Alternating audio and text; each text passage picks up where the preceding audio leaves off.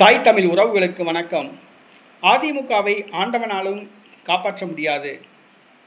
அதிமுகவை ஆண்டவனாலும் காப்பாற்ற முடியாது என்ற தலைப்பை இந்த காணொளியை காண்கிறோம். அதிமுக அது எம்ஜிஆர் ஜெயலலிதா இருக்கும் வரை ஒரு பலமான ஒரு இயக்கமாக இருந்தது. அதிமுக ஆட்சியை இழந்த பிறகு அதிமுக தற்பொழுது பலவீனமான ஒரு இயக்கமாக மாறிவிட்டது. தற்பொழுது பாஜக உள்ளிட்ட பல கட்சிகள் கூட்டணி சேர்ந்தும் கூட அதிமுகவால் 2வது இடத்தை பெற முடியவில்லை, 3வது இடத்தை தான் பெற முடிந்தது. ஆக அதிமுக தற்பொழுது அதால பாதாளத்துக்கு சென்று விட்டது.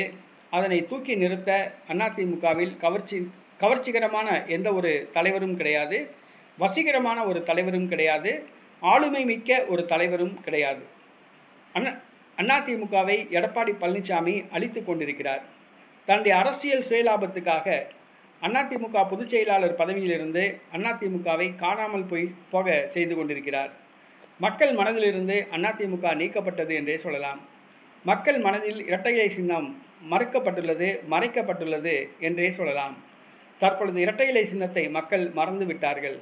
தேர்தல் களத்தில் அதிமுக 3வது இடத்தை பிடித்துள்ளது. இனிமேல் அதிமுக தொடர்ந்து வளருமா என்பது கேள்விக்குறி. இனிமேல் அதிமுகவை ஆண்டவனாலும் காப்பாற்ற முடியாது, அதுதான் உண்மை. அதிமுகவுக்கு இனிமேல் எந்த தலைவர்கள் வந்தாலும் கூட அதிமுகவை தூக்கி நிறுத்த முடியாது.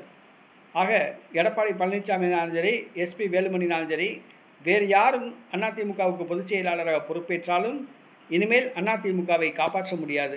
ஆண்டவனாலும் கூட அதிமுகவை காப்பாற்ற முடியாது என்று தான் சொல்ல வேண்டும்.